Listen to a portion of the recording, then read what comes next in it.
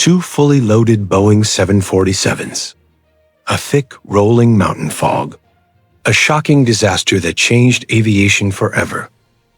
On March 27, 1977, Pan Am Flight 1736 and KLM Flight 4805 found themselves sharing a single stretch of tarmac at Los Rodeos Airport in Tenerife.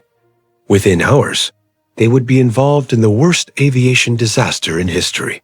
But how did two highly experienced crews, commanding the most advanced commercial airliners of their era, find themselves on a direct collision course? In this episode, we break down the frankly incredible and tragic chain of events that led up to that fateful afternoon. We explore the precise moments where, if just one single thing had happened slightly differently, catastrophe could have been avoided entirely. What went wrong? In aviation, massive systemic failures rarely happen because of a single catastrophic error. Instead, they are the result of a chain, a sequence of seemingly unrelated events, compounding upon one another until the impossible becomes inevitable. Remove just one link from this chain, and hundreds of flights go on exactly as they were supposed to. But on this Sunday in 1977, every single link locked perfectly into place. The chain began not in the air, but on the ground. And it began with a sudden spark of political violence. Both the Pan Am and KLM flights were never supposed to be at Los Rodeos Airport. Their actual destination was Las Palmas, the bustling capital of the Canary Islands, located on the neighboring island of Gran Canaria. Both aircraft were carrying hundreds of passengers, looking forward to a tropical getaway. But shortly after 1 o'clock in the afternoon, a bomb planted by a separatist group exploded in the passenger terminal at Las Palmas. Moments later, a phone call warned of a second device. Authorities had no choice. They immediately closed Las Palmas Airport to all incoming traffic. High above the Atlantic, the crews of Pan Am and KLM received the news. They, along with dozens of other inbound international flights, were suddenly forced to divert. The designated alternate was Los Rodeos Airport on the island of Tenerife. Los Rodeos was not built to handle an armada of diverted massive jumbo jets. It was a regional airport, operating with limited infrastructure, a single runway, and a very small parking apron. Worse, it had no ground tracking radar dot. As flight after flight touched down, the tiny airport quickly became entirely paralyzed. The parking apron was so congested that aircraft had to park on the taxiways. This meant that, to eventually take off, planes would have to taxi directly down the active runway, a maneuver known as a backtrack. It was an organizational nightmare, but an inherently safe one, provided everyone could clearly see what they were doing. But then came the second link in the chain. Tenerife is a volcanic island, dominated by the towering peak of Mount Tide. This massive geographical feature creates its own highly localized and highly unpredictable microclimate. Humid trade winds blowing in from the Atlantic are pushed violently up the mountain slopes. As the air rises and cools, the moisture condenses rapidly.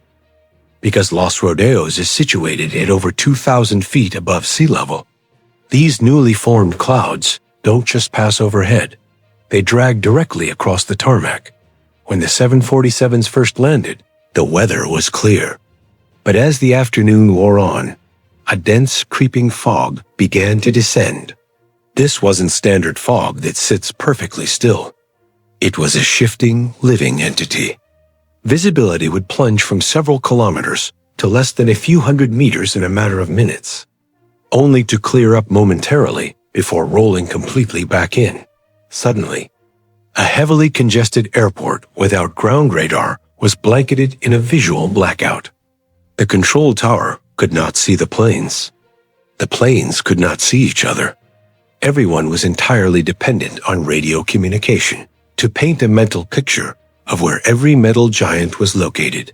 The psychological environment Inside the cockpits was also shifting. Which brings us to the third linked dot. In the KLM cockpit sat Captain Jacob Veldhuizen van Zanten. He was not just any pilot. He was the chief flight instructor for KLM's 747 fleet. He was the face of the airline, highly respected and deeply experienced. But on this day, he was fighting a ticking clock. Recently, the Dutch Aviation Authority had implemented strict new flight time limitations. If a crew exceeded their maximum duty hours, they faced severe professional penalties, including the potential loss of their licenses and even criminal prosecution.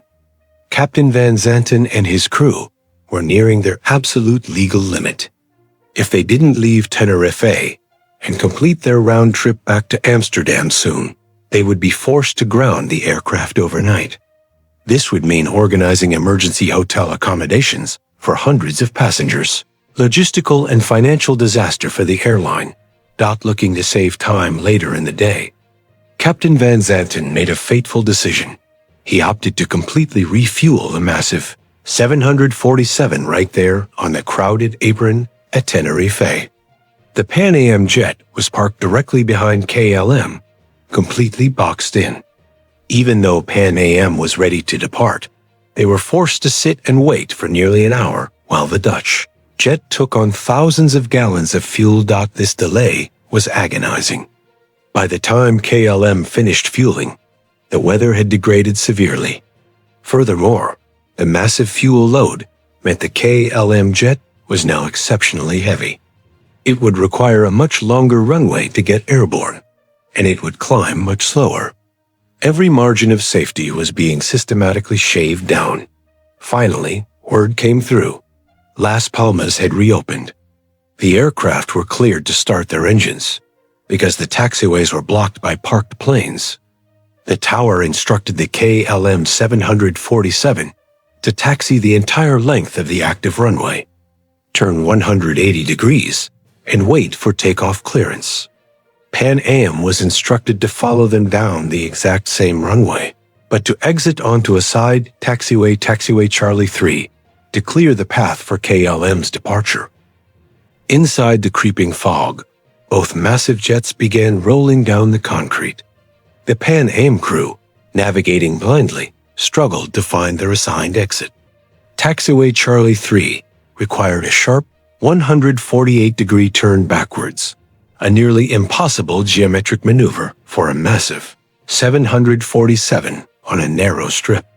Believing the controller must have meant the much more accessible taxiway Charlie 4, they continued slowly down the runway, searching through the gloom. Meanwhile, at the far end of the runway, KLM completed its 180-degree turn. Captain Van Zanten, feeling the immense, crushing pressure of the looming duty time deadline, advanced the throttles.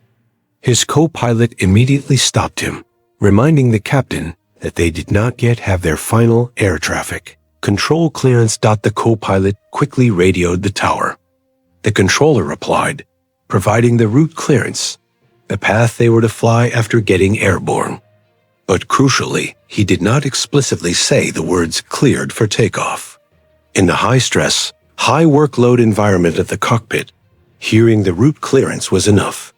Captain Van Zanten said, "We are going."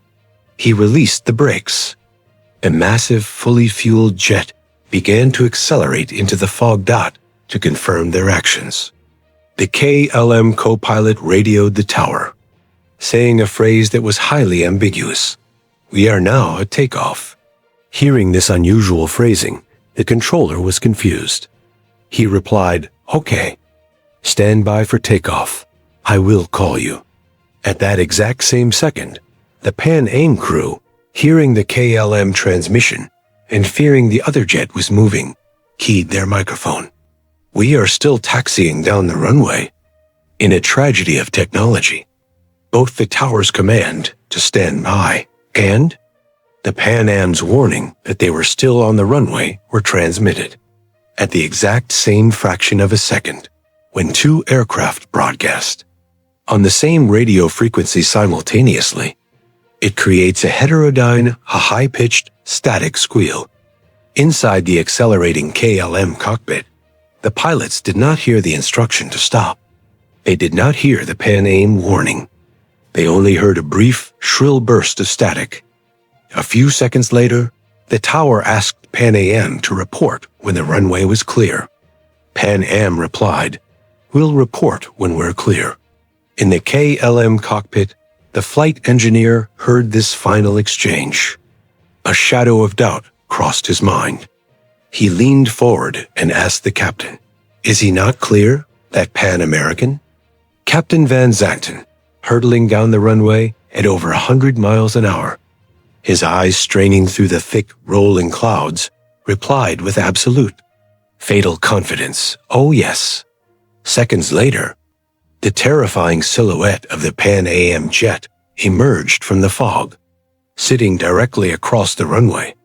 The KLM captain pulled back on the yoke with everything he had, scraping the tail of his aircraft violently against the concrete in a desperate bid to force the heavy jet into the sky.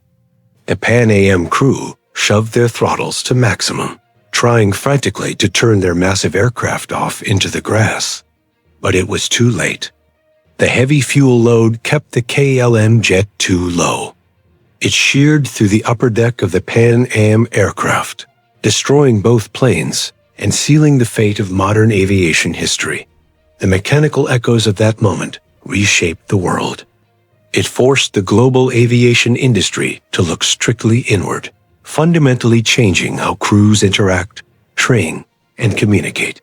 It led to the birth of crew resource management, a strict protocol ensuring that co-pilots and flight engineers have the voice and authority to challenge a captain's decisions without fear of hierarchy.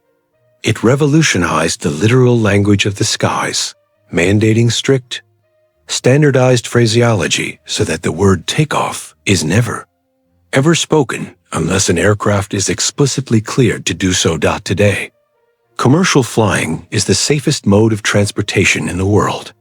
But that safety was built on the hard-learned lessons of the past. It was built on understanding the chain of events, the terrible alignment of human and environmental circumstances that took place on a foggy runway in Tenerife.